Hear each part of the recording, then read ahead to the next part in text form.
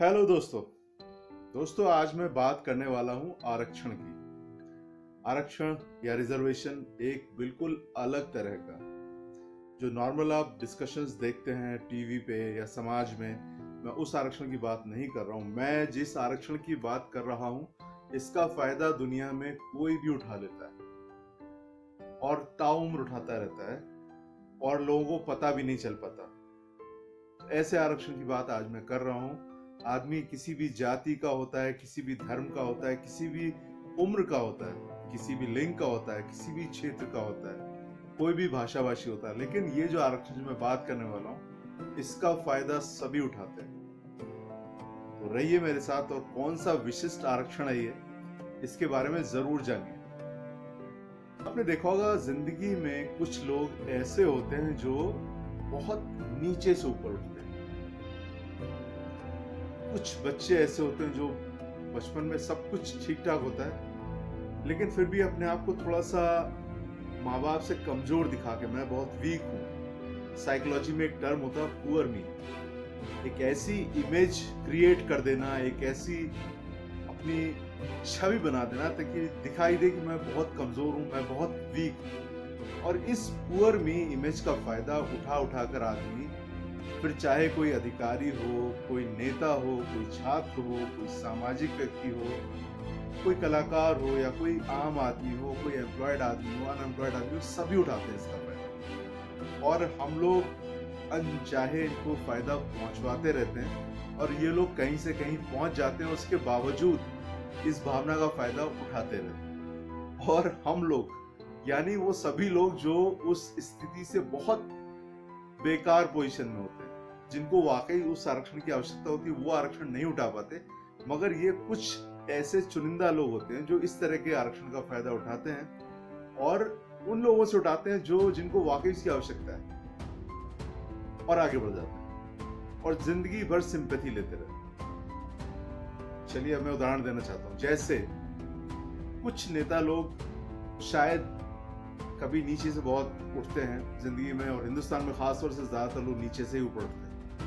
1-2% लोग छोड़ दीजिए जो सिल्वर स्पून के साथ पैदा होते हैं, वो तो अलग ही हैं, वो ऊपर ही ऊपर रहते हैं। लेकिन बहुत सारे लोग जो इसी जन्म में आगे बढ़ते हैं, कोशिश करते हैं और आगे बढ़ते हैं, वो अपनी कोशिशों से ही आगे बढ़ते हैं। मैं आपसे पूछता हूँ, क्या आपने कभी करसन भाई पटेल को ये कहते सुना कि मैं कभी साइकिल पे, मेरे घर में वांदे थे खाने के, मैं साइकिल पे बेचा करता था निरमा? नहीं सुना होगा। क्या ऐसे बहुत से उदाहरण हैं। कभी आपने अब्राहम लिंकन के बारे में सुना? उन्होंने कहा कि मैं बहुत बेकारी में, बहुत मजबूरी में पढ़ता था, लैंप पोस्ट पे पढ़ता था। या लाल बहादुर शास्त्री को आपने कभी कहते सुना कि मैं तैर के पार जाता था, स्कूलिंग करता था, बहुत मुश्किल थी मेरे लिए?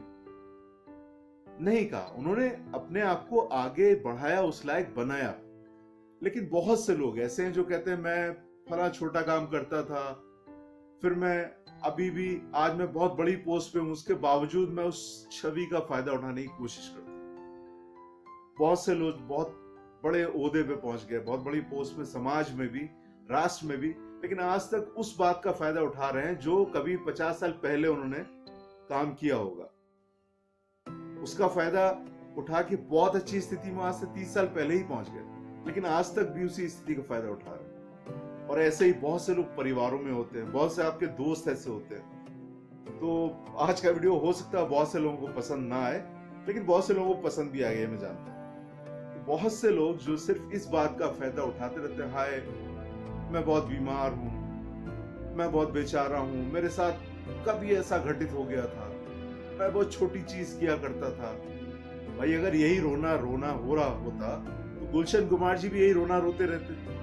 उस आदमी का भी रोना तो नहीं रोया ना, उनके परिवार के लोग भी जूस ही बेचा करते थे। चाहते वो भी अपने आप को ऐसे ही कहते, मैं जूस बेचता था, मैं बहुत खराब स्थिति में था, मगर उन्होंने ऐसा नहीं कहा।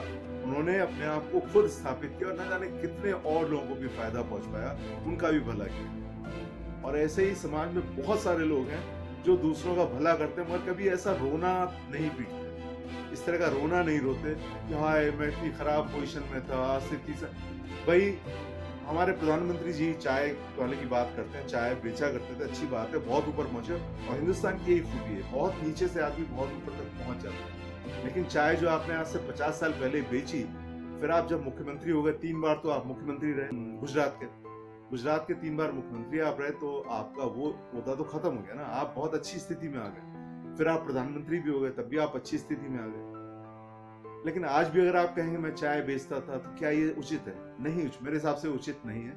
मैं सिर्फ एक उदाहरण दे रहा हूँ प्रधानमंत्री जी का। लेकिन इस तरह के लोग समाज में हर बहुत से ओहदों पे होते हैं, सरकारी नौकरी में होते हैं, प्राइवेट नौकरी में होते हैं, रोजगार होते हैं, बेरोजगार होते हैं, या आपके मित्र भी होते हैं, आपके परिवार में किसी एक चीज का फायदा उठाना, अपने शारीरिक अक्षमता का फायदा उठाना, अपनी आर्थिक स्थिति को पूरा बता के उसका फायदा उठाना, जबकि ऐसा होता नहीं। इस स्थिति को बयान करते करते उनकी स्थिति बहुत अच्छी हो चुकी होती है, लेकिन दूसरों को दिखा दिखाकर इसका फायदा उठाते हैं।